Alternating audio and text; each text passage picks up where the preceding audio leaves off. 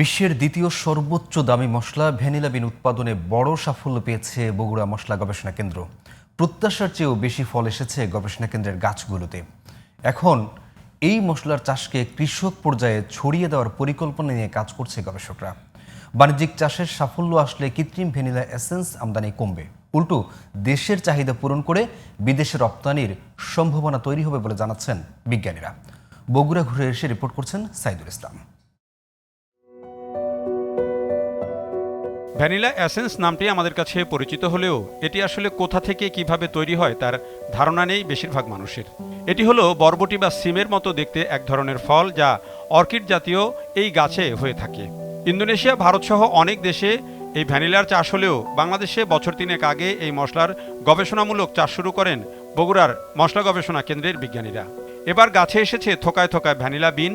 বিশ্ববাজারে বর্তমানে 1 KG vanilla বিনের দাম 20 থেকে 30 হাজার টাকা বলে জানান গবেষকরা। এই যে ভ্যানিলা এসেন্স যেটা বিভিন্ন খাদ্যে কেকে বা অন্যান্য খাদ্যে যে আমরা ব্যবহার করি, সেটি আসলে এরকম অর্গানিক বা যেটা ন্যাচারাল সেই ভ্যানিলা না, ওটার ম্যাক্সিমামটাই হচ্ছে আর্টিফিশিয়াল। সারা বিশ্বে আর্টিফিশিয়াল ভ্যানিলাই এসেন্সটাই বেশি চলে, কিন্তু মূলত এই যে ভ্যানিলা এসেন্স যেটা যে নির্যাস থেকে হয় সেটি হচ্ছে এই ফল। মশলা গবেষণা কেন্দ্রের বিজ্ঞানী আবু হেনা ফয়সাল ফাহিমের তত্ত্বাবধানে এই সাফল্য এসেছে। তিনি বলছেন, আগামীতে এই মশলা ফসলটির দারুণ সম্ভাবনা দেখছেন তিনি। প্রায় 5 থেকে 6 ধরনের লাইন নিয়ে আমি গবেষণা করছি। তো এই মুহূর্তে ইন্ডিয়ার একটা লাইনে এবং ইন্দোনেশিয়ার একটা লাইনে আমরা সফলভাবে ভ্যানিলা বিন ধরতে সক্ষম হয়েছি। ভ্যানিলা খুব লেবার এক্সপেন্সিভ একটা ইন্টেন্সিভ কেয়ারে চাষ করার একটা ফসল। যেমন ভ্যানিলা যখন ফুল আসে, এই ফুল থেকে সরাসরি কিন্তু আপনি এই বিনটা পাবেন না। এটা বিন নিতে গেলে আপনাকে হ্যান্ড পলিনেশন করতে হবে। প্রতিদিন সকালবেলায় যেই বিনটা ফুটবে, উইথিন আপনার 12টার আগেই সেটাকে হাতে পরাগায়ন করতে হবে। পরাগায়ন সক্ষম হলেই সেটা থেকে ফল আসবে। এরই মধ্যে ভ্যানিলা থেকে এসেন্স তৈরির পরীক্ষাও করে ফেলেছেন গবেষক ফয়সাল ফাহিম।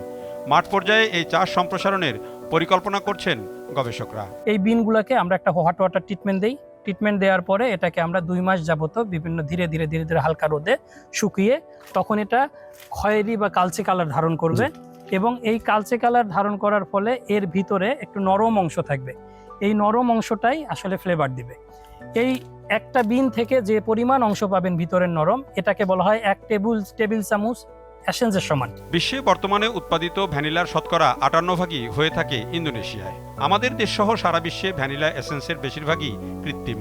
ভ্যানিলার উৎপাদন বাড়ানো গেলে কেমিক্যালযুক্ত কৃত্রিম ভ্যানিলার ব্যবহার কমবে বলেও ধারণা গবেষকদের। Saidul Islam, GTV news, Dhaka.